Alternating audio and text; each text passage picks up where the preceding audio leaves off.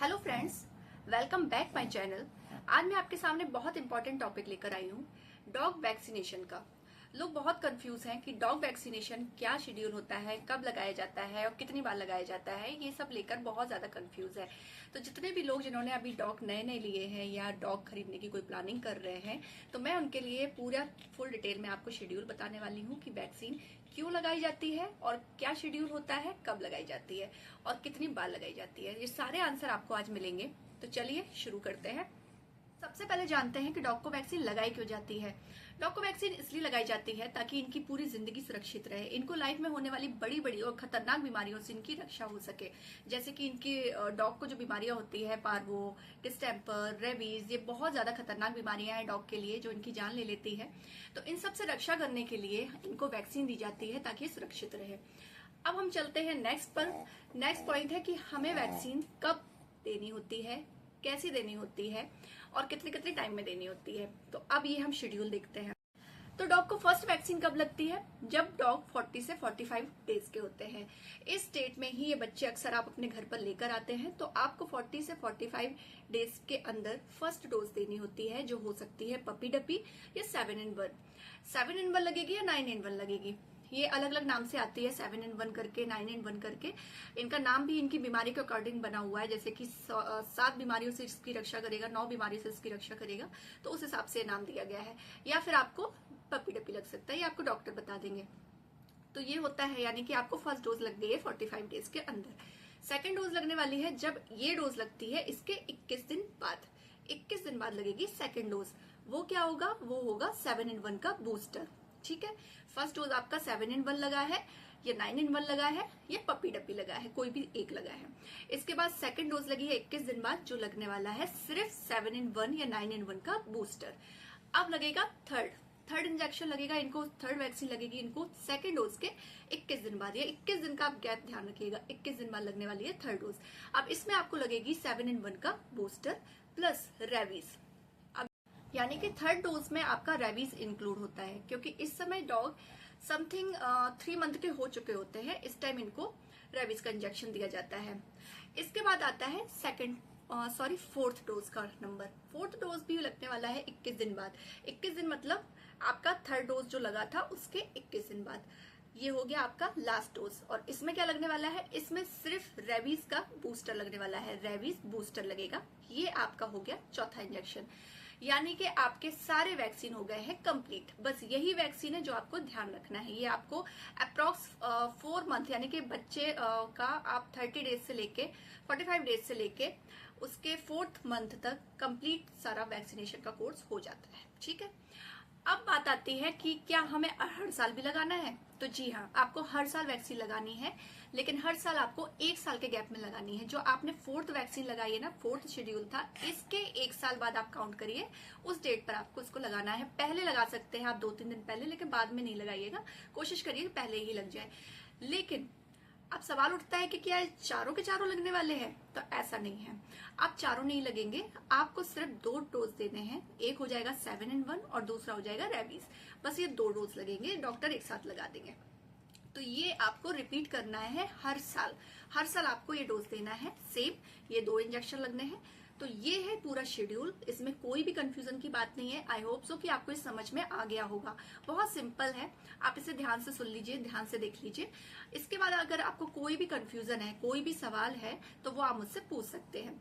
अब इसके बाद मैं आपको कुछ कंफ्यूजन भी दूर करती हूँ, कुछ और भी कंफ्यूजन। जैसे कि आपको यह ध्यान रखना है कि जब भी डॉग को वैक्सीन लगती है, तो ये वैक्सीन उस समय जब बच्चा बीमार हो उस समय वैक्सीन नहीं दे सकते हैं। वैक्सीन लगती है जब बच्चा एकदम फिट होता है। अगर इसको फीवर है या इसको कोई इन्फेक्शन है, स्किन इन्फेक्शन है, कुछ भी XYZ, इनको कोई बीमारी हो रही है, उस समय ये सही नहीं है, फिट नहीं है, तो आप इंजेक्शन नहीं दे सकते हैं। ये आपको स्पेशली ध्यान रखना है, आपको डॉक्टर भी बता देंगे। इसके अलावा आपको वैक्सीन से पहले डिवॉर्मिंग करा लेनी चाहिए। डिवॉर्मिंग अक्सर वैक्सीन से समथिंग 1 हफ्ते पहले आपको देनी होती है। आपको थोड़ा गैप रखना होता है। कई बार कई केस में डॉक्टर एक साथ भी कर देते हैं, लेकिन बेस्ट होता है कि आप डिवॉर्मिंग को पहले कर लीजिए। इसके बाद आप 1 हफ्ते बाद, 1 हफ्ते के गैप में आप वैक्सीन कर लीजिए। तो वैक्सीन का मैंने आपको पूरा चार्ट बता दिया, शेड्यूल बता दिया है। इसके बीच में आपको कहीं भी कोई भी कंफ्यूजन है, आप मुझसे पूछ लीजिए।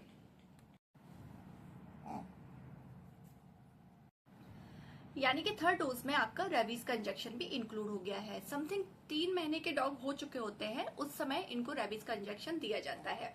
तो ये हो गया आपका थर्ड डोज। अब आता है फोर्थ डोज। फोर्थ डोज लगेगा वो भी थर्ड डोज के ठीक 21 दिन बाद, और इसमें सिर्फ लगने वाला है रेबीज का बूस्टर। रेबीज बूस्टर लगेगा, ये आपका लास्ट वैक्सीन है। इसके बाद आपका पूरा कोर्स वैक्सीन का होता है यहाँ पे खत्म। जब बच्चा पपी था उस समय खत्म, यानी कि 30 डेज का जब बच्चा होता है, 45 डेज से लेके पूरा इसका 4 मंथ तक, इस बीच इसका पूरा कोर्स खत्म हो चुका होता है। लेकिन अब सवाल उठता है कि क्या इनको वैक्सीन हर साल देनी होती है? तो जी हाँ, वैक्सीन इनको हर साल देनी होती है, लेकिन ये सारी रिपीट नहीं होती है। आप सोचिए कि चारों पांचों पूरा शेड्यूल था रिपीट होना, ये नहीं होने वाला है। अब सिर्फ इनको 2 डोज लगेगी जो एक साथ डॉक्टर दे देंगे। वो क्या होगी? वो होगी 7-in-1 या 9-in-1 प्लस इसके साथ रेबीज का। रेबीज और 7-in-1 ये दोनों इनको लगने वाले हैं, और ये हर साल लगने वाले हैं। ये ध्यान रखिएगा, हर साल आपको ये इंजेक्शन वैक्सीन इनको देने हैं। तो बस ये था सिंपल सा इनका चार्ट।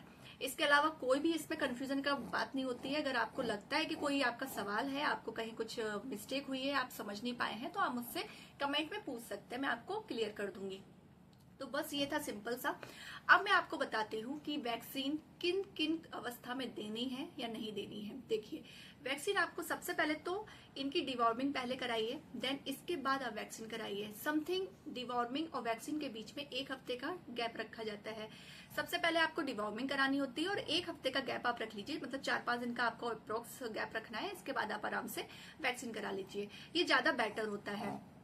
इसके अलावा अगर बच्चा बीमार है, बच्चे को कोई प्रॉब्लम है, उसका पेट खराब या उसको किसी तरह की प्रॉब्लम हो रही है, वो फिट नहीं है, तो आप उस समय उसको वैक्सीन या डिवॉर्मिंग नहीं कर सकते हैं। ये ध्यान रखिएगा, ये जब तक फिट नहीं होते हैं तब तक आप वैक्सीन नहीं दे सकते हैं। आप चाहे डिले कर दीजिए, आप कुछ दिन रुक जाइए, उसके बाद आप इनको वैक्सीन दीजिए, लेकिन बीमारी हालत में आप इनको वैक्सीन नहीं दे सकते हैं। तो ये 2 चीजें आपको ध्यान रखनी है।